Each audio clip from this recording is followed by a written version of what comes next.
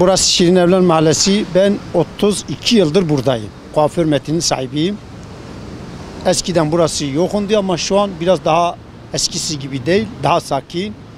Geceleri hele 8'den sonra 7.30'dan sonra daha da sakin. Işıklandırma yetersiz. Ondan sonra yaya geçidi mesela karşı taraftan çok iyi mesela geçiyor.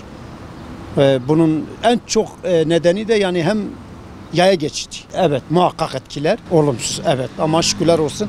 Eski esnaf olduğumuz için yani gene de fena değiliz ama şunu söyleyeyim ki yani yaya geçidi olmadığı her taraf sıkıntı.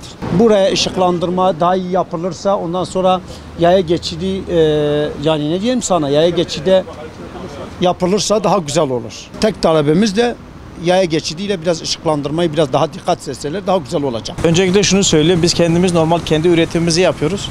Bu üretimi yaparken de Batman'da her taraf normal hareketteyken ve Batman hızlı bir gelişim içindeyken sadece şu gördüğünüz istikamet Batman'ın merkezinde olmasına rağmen, belediyenin hemen yanı başında olmasına rağmen hiçbir zaman burayı hareketli göremiyoruz.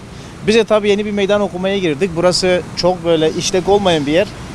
Ancak bütün ürünlerimizi maliyet fiyatının altına satarak özellikle Batman'da burayı, bu caddeyi hareketlendirip esnaf arkadaşlarımızın da aynı şekilde hareketli bir şekilde ürün satmalarına vesile olmak istiyoruz. Tabii ki öncelikle kendimiz para kazanmak için bunu yapıyoruz ama biz buraya sırf geldiğimiz için şuraya özellikle şu an bir sıkıntımız var.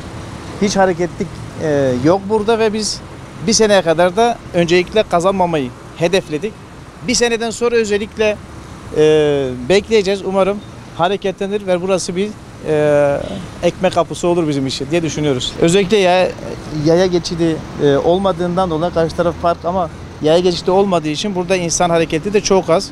Tabii bunun bir sıkıntısı da bu binanın burada olması belki de ama burada burada ışıklandırma bir de karşıdan karşıya bir yaya geçidi olursa burası hareketlenir diye düşünüyoruz.